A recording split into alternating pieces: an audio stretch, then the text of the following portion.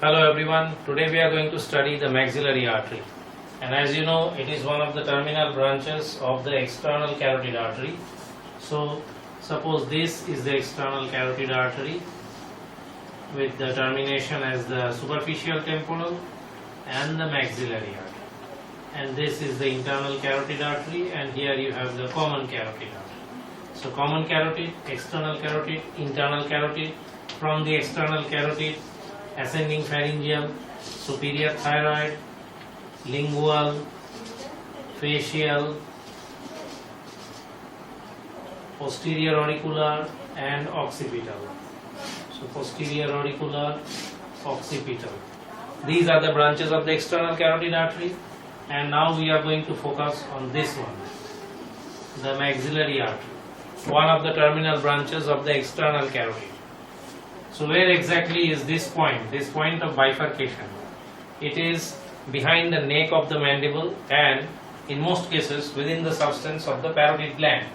So if we draw the parotid gland again like this, the parotid gland, and you have the parotid duct and occasionally an accessory parotid gland as well. And if you now realize that the external carotid artery pierces the posteromedial surface of the parotid gland, and within the parotid gland it divides into superficial temporal and maxillary artery. Now because the maxillary artery passes on a deeper plane, so we are not trying to draw it through the anterior border of the parotid. Otherwise you might think that this is passing through the anterior border of the parotid gland. And where exactly then we are going to draw the head of the mandible? The head of the mandible, see, this is the parotid gland, then somewhere here is the tympanic plate. This is the tympanic plate, this is the external auditory meatus, and somewhere here then is the head of the mandible, and somewhere here is the neck of the mandible. See, this is how it is. So the parotid gland actually insinuates itself over the mandible and between the mandible and the mastoid process. Behind over here you have the mastoid process.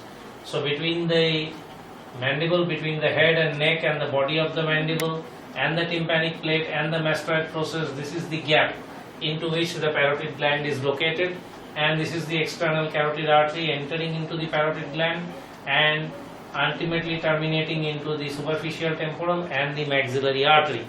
So to study the maxillary artery properly, you have to remove both the mandible and the parotid gland.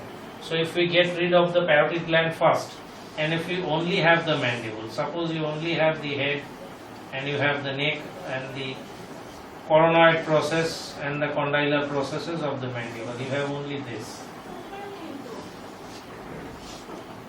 Suppose this is as much of the mandible as you would like to see, and then you know the superficial temporal artery has gone up here, and this is the line of the external carotid artery, and this is the line of the maxillary artery. So the maxillary artery has separated out from the external carotid behind the neck of the mandible, and it is going on a deeper plane like this. So because this is the neck of the mandible, you already know that at the neck of the mandible you have the attachment of the lateral pterygoid muscle. So this is the lateral pterygoid muscle, this is the lateral pterygoid muscle, and these are the two heads of the lateral pterygoid. You have an upper head of the lateral pterygoid, you have a lower head of the lateral pterygoid, and you know, now you can see the maxillary artery in relation to the lateral pterygoid. You can see that the maxillary artery has got a first part which is below the lateral pterygoid. See, over here you have the first part of the maxillary artery that is below the lateral pterygoid. You have a second part of the maxillary artery that is between the two heads of the lateral pterygoid. That is actually, it is in contact with the lateral pterygoid muscle itself. So in the first part you have an artery which is slightly separate from the lateral pterygoid. In the second part it is between the two heads of the lateral pterygoid, and the third part has gone deep into the lateral pterygoid between the two heads, and it has entered the pterygomaxillary fissure. and it has gone into a space between the maxilla and the pterygoid process of the sphenoid that we call the pterygopalatine fossa. So you can visualize the first part of the maxillary artery here. This part is easy to understand that this is part number 1. This part is also easy to understand that it is part number 2 between the two heads of the lateral pterygoid. But the part number 3 where it has disappeared deep, how you are going to draw that? To get to that, first you must draw the posterior edge of the maxilla. So this is the posterior surface of the body of the maxilla, and you have the frontal process of the maxilla over here, and this is the rest of the maxilla then. So this is the posterior surface of the body of the maxilla. This posterior surface is also called the infratemporal surface. Not only that, over here you have the pterygoid process of the sphenoid. So you have the sphenoid bone over here, and you have the pterygoid process of the sphenoid. So the medial and lateral pterygoid plates of the sphenoid, you have it here. The pterygoid process of the sphenoid, and it is expanding above to form the body of the sphenoid. So somewhere here you have the body of the sphenoid, and from the body of the sphenoid you have the hanging pterygoid processes of the sphenoid, and you have the expansion of the greater wing from the body over here. So this is the body of the sphenoid, and from the body you have the pterygoid process of the sphenoid, and this pterygoid process is getting attached to the back side of the maxilla. So if you look at the skull, you will find in the lateral view that you have the maxilla, and exactly stuck behind the body of the maxilla you have the pterygoid process consisting of the medial and lateral pterygoid plates. And this artery that is coming, if you draw the lateral pterygoid muscle that we have over here, we have not drawn the anterior part. This lateral pterygoid muscle, it has got an upper head coming from infratemporal surface of the greater wing of the sphenoid, and it has got a lower head coming from the lateral pterygoid process, like this, from the lateral pterygoid plate. This is where actually the lateral pterygoid is coming from. So these are the two heads of the lateral pterygoid, those same two heads that we have drawn here. Here we did not create space to draw the anterior part, and even if we did draw the maxilla and the sphenoid deep inside, unless you remove the mandible, so here again you have the mandible. So unless you remove the mandible, you cannot see the whole of the lateral pterygoid properly. Now you can see whole of the lateral pterygoid properly. You can see it is attached to the infratemporal surface of the greater wing of the sphenoid above, and below it is attached to the lateral side of the lateral pterygoid plate. Now this is then the lateral pterygoid muscle, and this is the second part of the maxillary artery then, and when it is going inside, it has gone inside this crack over here. This is the third part of the maxillary artery. So this part 1 was somewhere here, part 2 is somewhere here, and part 3 is deep inside. So part 1 is below the lateral pterygoid. Second part of the maxillary artery is between the two heads of the lateral pterygoid. It can be either superficial to the lateral head, it can be deep to the lateral head also. In that case it will cross over. It will cross over, come out, and then go in. And this crack that the maxillary artery is going in through, this crack between the body of the maxilla and the pterygoid process of the sphenoid, this is called the pterygomaxillary fissure. It appears that this crack is totally sealed from below, but is not. At this sealing point you have the pyramidal process of the palatine bone.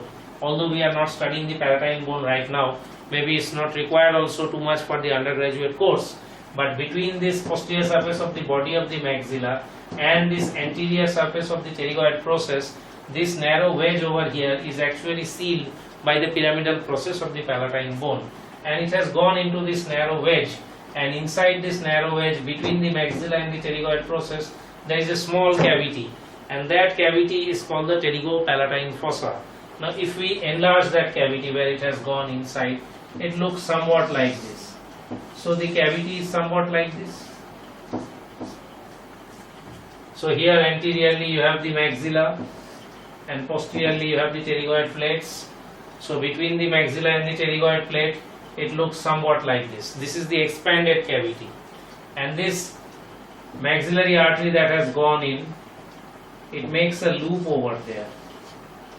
It makes a loop, and this loop is variable, and from this loop it gives its terminal branches. And not only that, in the pterygopalatine fossa, apart from the maxillary artery's third part, you also have the pterygopalatine ganglion. So you have the pterygopalatine ganglion like this with its different branches, and in front of the pterygopalatine ganglion, deep inside the pterygopalatine fossa, you have the loop of the maxillary artery. So now you have a first part of the maxillary artery, you have a second part of the maxillary artery enlarged over here, and deep inside the pterygopalatine fossa you have the third part of the maxillary artery. Now this first part of the maxillary artery, when it is hugging the neck of the mandible from inside, you know that if you have the neck of the mandible like this, and if you draw the rest of the mandible like this being the outer part and this being the inner surface, you also know that somewhere here you have the attachment of the medial pterygoid. So the medial pterygoid muscle is actually attached here, and in front of the medial pterygoid muscle you have the sphenomandibular ligament. And this maxillary artery that we are talking about, it is passing like this, medial to the neck of the mandible, and it is going in this direction, it is trying to go anteriorly. So it is between the mandible and the medial pterygoid really, and it is also outside the sphenomandibular ligament. So it is actually between the mandible on one side and the sphenomandibular ligament and the medial pterygoid on a deeper plane. So this is the plane of the maxillary artery going behind. And if you look at the maxillary artery, somewhere here again, medial to the ramus of the mandible, somewhere here on the inner side, you also have the otic ganglion. So in the pterygopalatine fossa, you have the pterygopalatine ganglion. Medial to the mandible, you have the otic ganglion. So you have the otic ganglion, and one of the branches from this mandibular nerve relaying in the otic ganglion, you also have the mandibular nerve, not just the otic ganglion. You have the mandibular nerve and the otic ganglion, and one of the branches from the otic ganglion is the auriculotemporal nerve, which is going to come outside through the neck of, winding around the neck of the mandible. So somewhere here you have the auriculotemporal nerve coming up from deep and accompanying the superficial temporal artery going up into the scalp. So deep to the mandible over here you have the mandibular nerve plus the otic ganglion, and deep inside the pterygopalatine fossa over here you have the pterygopalatine ganglion as well. Now this otic ganglion is meant to relay the parasympathetic fibers of the glossopharyngeal nerve, and that pterygopalatine ganglion is meant to relay the parasympathetic fibers of the facial nerve. So facial nerve actually relays partly the parasympathetic fibers in the pterygopalatine ganglion within the pterygopalatine fossa, and partly in the submandibular ganglion in the submandibular region. So if we again draw the medial surface of the mandible like this, you draw the coronoid process, you draw the condylar process, and you come down, and somewhere here you have the mandibular nerve and you have the otic ganglion over here, and from this otic ganglion you have the auriculotemporal nerve. From this mandibular nerve itself you have the auriculotemporal nerve going back. So auriculotemporal nerve and the maxillary artery also is coming anterior. So this is the path of the maxillary artery. So maxillary artery is almost parallel with the auriculotemporal nerve, which is again a branch of the mandibular nerve. So this is the first part of the maxillary artery, and in this first part of the maxillary artery you have several branches. Now the first part of the maxillary artery gives branches which pierce bony foramina. Second part of the maxillary artery gives branches which go to muscles. Third part of the maxillary artery over here within the pterygopalatine fossa again gives branches which go and pierce bony foramina and supply different structures. Now if we go to these branches individually, the first part gives deep auricular, anterior tympanic, middle meningeal, accessory meningeal and inferior alveolar arteries. Rapidly, deep auricular, anterior tympanic, middle meningeal, accessory meningeal, inferior alveolar arteries. So let us go through them one by one. Now to go through them we will have to skeletonize the maxillary artery. If you have so many structures all over, then you cannot study the individual branches. So let us skeletonize the artery.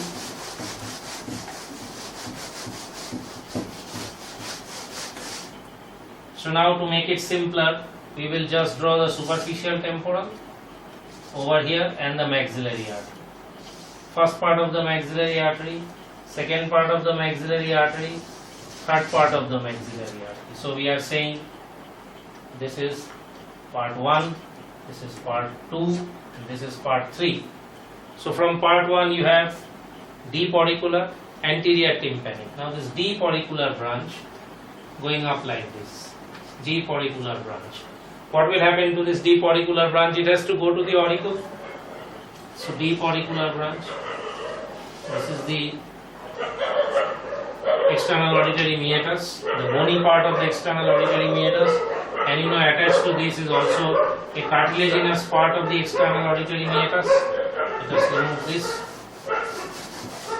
And over the external auditory meatus again you have the pinna. So this deep auricular artery you can see is piercing either the bony part of the external auditory meatus or the cartilaginous part of external auditory meatus, and it has come into the external auditory canal.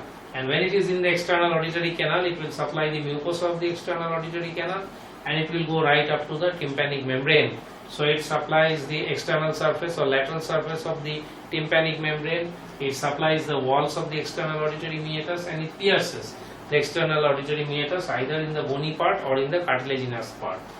Now after deep auricular, the next branch is anterior tympanic. So anterior tympanic is again, because it is tympanic, it is also related to the ear. So anterior tympanic artery will also go into the ear. How it will enter? Deep auricular we have seen pierces the external auditory meatus. Anterior tympanic does not do that. So how does anterior tympanic enter? Now you know that between the squamous part of the temporal bone and the petrous part of the temporal bone, this is the squamous part of the temporal bone, and this is the mastoid part of the temporal bone. You have the styloid process over here, and you know that from deep inside you have what we call a downturned edge of the tegmen tympani. So if you look at the, I think we should not draw the whole of the temporal bone, we should not attempt to draw the whole thing. But if you look at this part, this is the mandibular fossa, this is the tubercle at the root of the zygoma or the articular tubercle, this is the postglenoid tubercle of the temporal bone, this is the tympanic plate. So this is the squamous part, this is the tympanic part, this is the squamotympanic fissure. And you can see that within this squamotympanic fissure, the downturned edge of the tegmen tympani has come in and insinuated itself, so that you have a petrosquamous and a petrotympanic fissure. So you have two subsidiary fissures now, one here, one here. This one between the downturned edge of the tegmen tympani derived from petrous, so it is petrosquamous fissure, and over here you have petrotympanic fissure. Now this anterior tympanic artery goes through this fissure, through the petrotympanic fissure. So this anterior tympanic artery is going back through this petrotympanic fissure, and it is entering the external auditory meatus and middle ear, and it is supplying the external auditory meatus and the tympanic membrane along with the deep auricular. So deep auricular, anterior tympanic. The other two branches are middle meningeal and accessory meningeal. So let us draw the middle meningeal. So this is the middle meningeal artery, and we have the accessory meningeal artery. Now middle meningeal artery, we have drawn it small here because the extracranial part is small. It is not a small artery, it's a very powerful artery. Accessory meningeal is much smaller artery, but it has a larger extracranial course. The part within the cranium is small, that is why this appears big over here. Now these two are going to again puncture some holes in the base of the skull. Middle meningeal artery, where it will puncture the skull, middle meningeal artery will pass to foramen spinosum of the sphenoid, which you must have studied. You must have, I don't know if you have, but you have to master the sphenoid and the temporal if you have to get through the head and neck. So if you have studied the sphenoid bone, you know in the greater wing of the sphenoid there are so many holes, and it starts from the foramen rotundum, foramen ovale, then foramen of Vesalius, canaliculus innominatus, and right up to the spine of the sphenoid. Close to the spine you have the foramen spinosum. So let us try to draw it, otherwise it is becoming terribly confusing. So here we are drawing the body of the sphenoid, we are drawing the lesser wing of the sphenoid over here. Then this is the anterior clinoid process, then you have the middle clinoid process. Over here you have the posterior clinoid process. We are still into the body of the sphenoid, the superior orbital fissure over here, and over here you have the greater wing of the sphenoid. So this is the greater wing of the sphenoid, and this portion is the body of the sphenoid. Here you have the lingula, which is holding the carotid, and you have the openings in the top surface of the greater wing of the sphenoid. You have the foramen rotundum here, you have the foramen ovale here, and you have the foramen spinosum here, and this is the spine of the sphenoid. So this is the foramen spinosum, and you are looking at the middle cranial fossa. That is, you are looking at the superior surface of the body of the sphenoid as well as the greater wing. So if you are looking at the greater wing and the top surface of the greater wing, you have these three major openings. You have the foramen rotundum, you have the foramen ovale, and you have the foramen spinosum.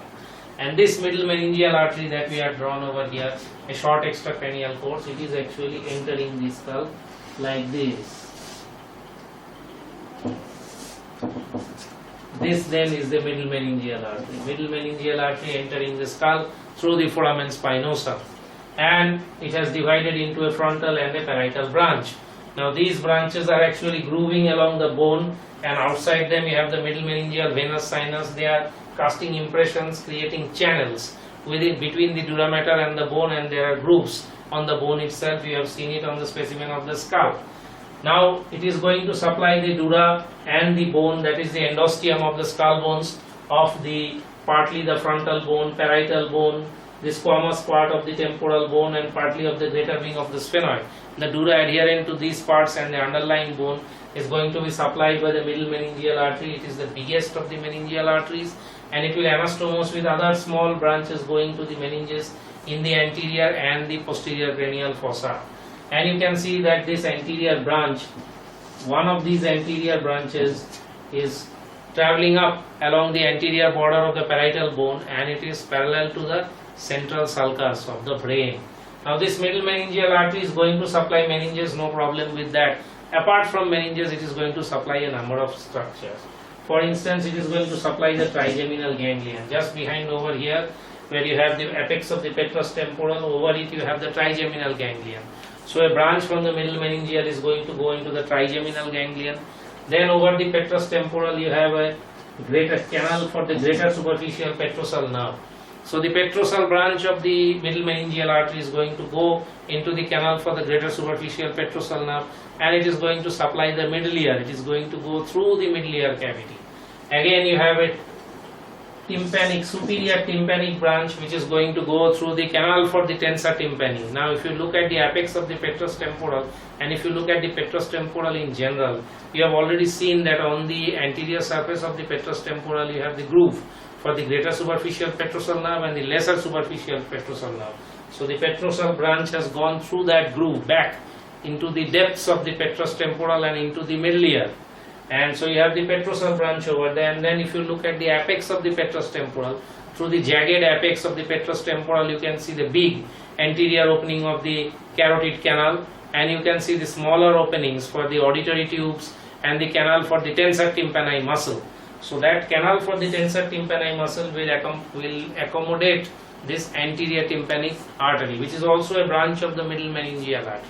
Not only that, when the middle meningeal artery is over the greater wing of the sphenoid, it gives some temporal branches which pierce the minute openings on the greater wing of the sphenoid, and they go to the outer surface and they anastomose with the deep temporal branches of the maxillary artery and the middle temporal branches of the superficial temporal artery.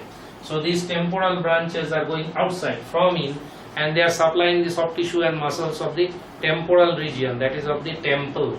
Not only that, you have one anterior anastomotic branch over here. You can see that anastomotic branch we will have to draw, because we are drawing the superior orbital fissure here. You see, this is the superior orbital fissure, and in the lateral part of the superior orbital fissure you have one anastomotic branch which is going from the middle meningeal artery into the lateral part of the superior orbital fissure, and here it will anastomose with the recurrent meningeal branch of the lacrimal artery. Now the lacrimal artery is a branch of ophthalmic artery, that is from the internal carotid territory.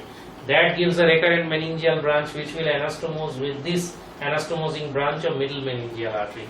So you can see the huge areas of supply of the middle meningeal artery. It is supplying right from the lacrimal gland and the orbit, going back right up to the middle ear cavity. So from the middle ear cavity within the petrous temporal to the orbit, a huge swath, a huge territory is being supplied from the inside of the cranium by the middle meningeal artery. So although it has a short extracranial course, inside it is quite a big artery. Not only that, in injuries of the parietal region of the skull, this middle meningeal artery, because it is between the dura and the bone, it will give rise to extradural hemorrhage. Not so much from the middle meningeal artery itself, but from the veins of the middle meningeal sinus also, which is on the outside of those arteries.